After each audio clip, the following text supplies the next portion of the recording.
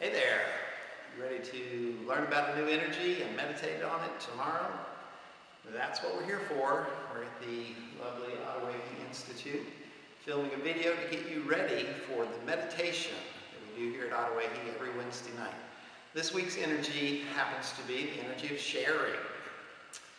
Sharing is a very valuable energy. It is the thing that helps get you past your ego. What's the ego, you say? Well, you talk to psychologists and metaphysicians and personal growth coaches and you'll get different answers. But for our purposes, let's just say that the ego is your conscious definition of yourself. It's usually a bunch of shoulds. I should wear this, I should say these things, I should get these results, people should respond to me in this way. You have a whole collection of mental pictures of how your life should be, and that's what makes you you. Now, of course, that's not true. Your spirit is what makes you you. All your different spiritual gifts, your creativity, your passion, your discernment, your loyalty, all of these things make you you. You don't need a collection of shoulds to define you. But getting past that conception of who we are is difficult. And sharing is a wonderful way to do that. Now, the problem with sharing is that most of us think of it only in terms of willing participants. I'm hungry, I forgot my lunch, somebody offers me part of their peanut butter sandwich. They're sharing, and I get to participate in that sharing. But most of the time, the problem is that we are not dealing with a nice person offering us part of their peanut butter sandwich. And so we think sharing is just not possible. And that's what I love about martial arts, and that's why I try and draw most of these exercises from my experience in the martial arts, because they start with the supposition that the person in front of you is not nice and is not going to be a willing participant in this. So that helps get us past our block that says all these energies only work in nice situations with nice people. Sharing works in any situation. It's really just about getting your ego out of the way. If somebody comes at you and they're pushing you and they're trying to take over your space and tackle you, you get really locked into the idea that I must defend this space that I'm standing in. Your ego says, you deserve to be here, you must have this, if you back away from this space, you're a coward. It throws all sorts of shoulds at you. Now, the truth is, there's nothing special about this space. I'm still me if I step over here. It's not a big deal, but we get very locked into this idea that I should be here. This person just tried to push me out of, what do you think you're doing? This is my space. And now we have a conflict, and now we're fighting. Sharing helps get me past that idea that my ego defines what must happen in this moment. Somebody offers you a peanut butter sandwich, breaks it in two and says, here, have half. What they're really doing is challenging your assumption that you're a person who's going to have to go without lunch today. You have to stop and go, oh, maybe my reality could be different. Okay, I'll accept that sandwich. Maybe next time you'll think to ask, hey, anybody got half a sandwich I can borrow? Now you're a different person.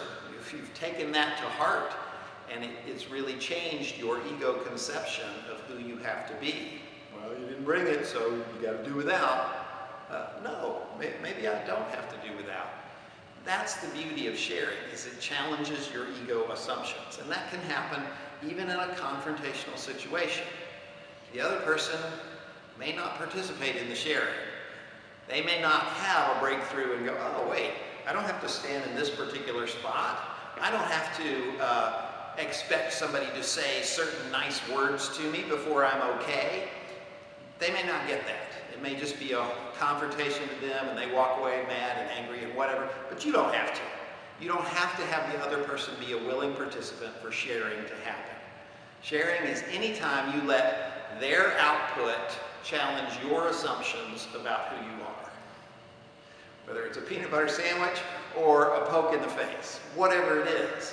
They're challenging your ego assumption that to be okay, you have to have certain things happen. You have to look a certain way. You have to hear certain words. You don't need any of that. You're a powerful divine creature no matter where you stand or what color you wear or what actions you take. Not a big deal.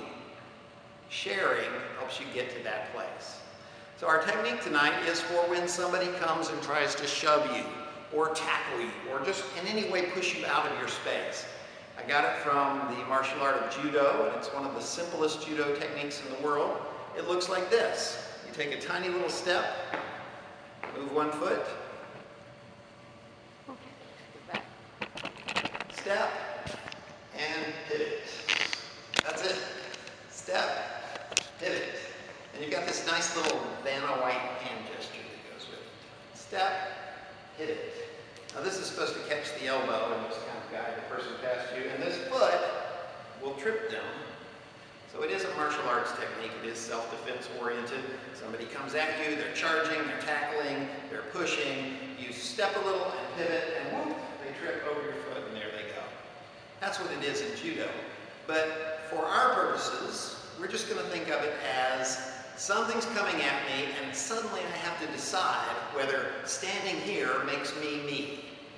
The answer is no, it does not.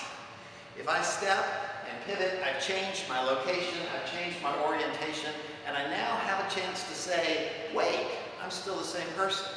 I didn't have to be there. I didn't have to have this conversation. I didn't have to defend this little square of ground. I didn't have to do any of that to still be okay. I'm still a divine person. That's the magic of sharing. The situation makes you challenge what you believe about yourself. The other person doesn't even have to participate. They can just be a jerk.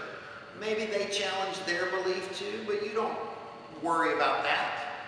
Sharing can be just for you, even if another person's involved. We don't think that way, but that's true. So once again, our technique is step and pivot. This wonderful little hand gesture comes in very handy because even if somebody's not challenging you and pushing you physically, you often have a conversation with people. They stand in front of you, they send energy at you, and you're expected to send energy back. And just this little motion right here allows you to get out of the way of all of that. In the moment, it reminds you, I don't have to stand here and trade right and wrong and fixed, rigid pictures with this person. I can just be a different person. I can stand in a different place. I can have a different orientation. I use this a lot in verbal interchanges with people. I'll go up to them. I'll stand a little closer.